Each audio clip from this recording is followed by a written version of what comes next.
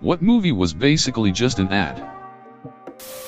In World War Z, when he finds a way to defeat the zombies and then drinks a Pepsi with a logo right in your face, one felt the whole thing was just a build-up to that Pepsi moment. Transformers. It's a giant ad for GM and Pepsi. Played to the tune of Linkin Park. Jurassic World. There is literally a line where Chris Pratt says, "Want to see something cool?" and the camera cuts straight to a Mercedes-Benz logo and the car racing through the forest. Little Nicky. Popeye's chicken is the shiznit. This is one of many ads throughout the movie. Willy Wonka and the Chocolate Factory. The whole movie was just an ad for chocolate bars that were being put out by Quaker Oats. The only problem was the chocolate bars melted at room temperature and were pulled. I'm pretty sure Quaker Oats financed the film as well. The Hunger Games. Mockingjay Part 1 was a long and drawn-out advertisement for Mockingjay Part 2. To this day, I am mad I paid to watch it in theaters. I took kids to see the Paw Patrol movie.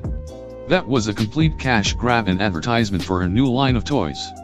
Almost every kids show is like this these days also. I swear character design has the sales and marketing divisions hovering over them, asking them to change things so toys can more easily be made to match what the kids see on TV. Cars 2 was an advertisement for Cars, since they are the best-selling Pixar toy, besting Toy Story toys ironically, and the movie was a fail because they tried to jam in as many different cars and locations as they could so they could sell more merchandise.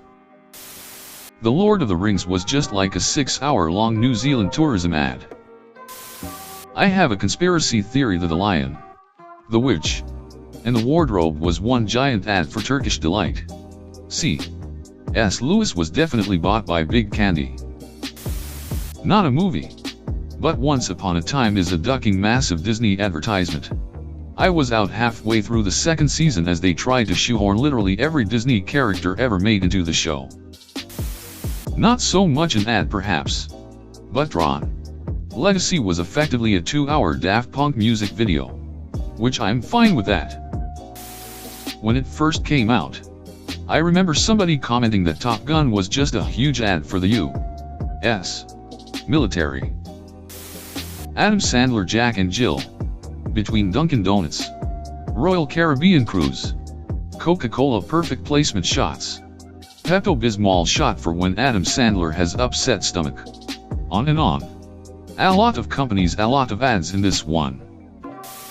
All movies are basically ads for sitting in a movie theater seating to eat concession snacks. Battle LA was literally a trailer for the Marines. I guess it had better graphics than something like a lava monster or chess game. Blank Check. The main character uses the alias Mr. Macintosh after faking a phone call using Apple's cool new text-to-voice technology. Home Alone 2 was a big advertisement for the Talk Boy. Man, I wanted one of those so bad as a kid. Casino Royale. It's a movie put out by Columbia Pictures, aka Sony, and there's a distracting amount of Sony-owned products in that film. At one point, someone is using their Sony laptop, with a screen facing them and away from the camera to show off the logo clearly. Then they say to look at what's on the screen and turn the laptop around to show a website with a banner ad for a Sony Bravia TV. That's just one example. Demolition Man is an ad for Taco Bell or Pizza Hut, depending on which version you're watching. That one on Netflix with Kristen Bell and Frasier, I forget his name, edit. Kelsey Grammer. It was basically a cruise ad through and through. Does anyone remember the scene at the end of World War Z where Brad Pitt just stops and smashes open that soda machine? We get to watch him slowly guzzle Pepsi down, then just continue on like nothing happened. The 2011 American remake of Girl with a Dragon Tattoo. All I remember from it is the obnoxious amount of Apple products placed throughout the movie. Another movie from the same director, Fincher, that comes to mind is Fight Club. Starbucks everywhere. I also have to include I, Robot. Not for the frequency but for the sheer ducking audacity of that ducking shoe ad. Coincidentally, A Hard Day's Night. Asterisk Help. Asterisk Yellow Submarine. Asterisk Magical Mystery Tour. Asterisk and Let It Be were all followed by albums of the same name. Harold and Kumar Go to White Castle. Those two were willing to go so far for some sliders. Home 2015. The movie with Alien Sheldon and Rihanna was basically an ad for the soundtrack. I felt like one of her songs came on every 5 minutes. The new Disney Star Wars Trilogy 7, 8, 9. We own Star Wars now.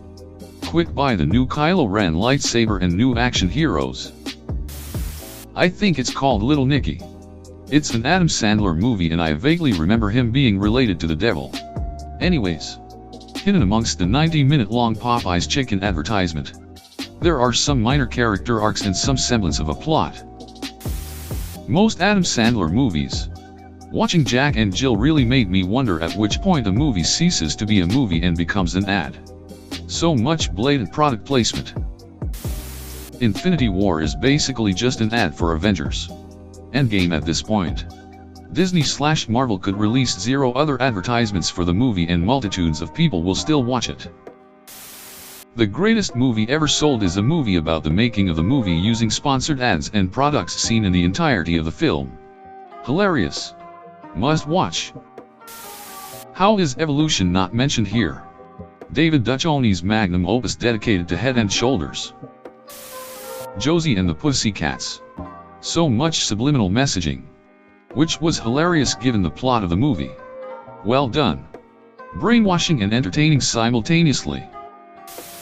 Practically any Disney movie becomes an ad for their inevitable boatloads of toys and clothes.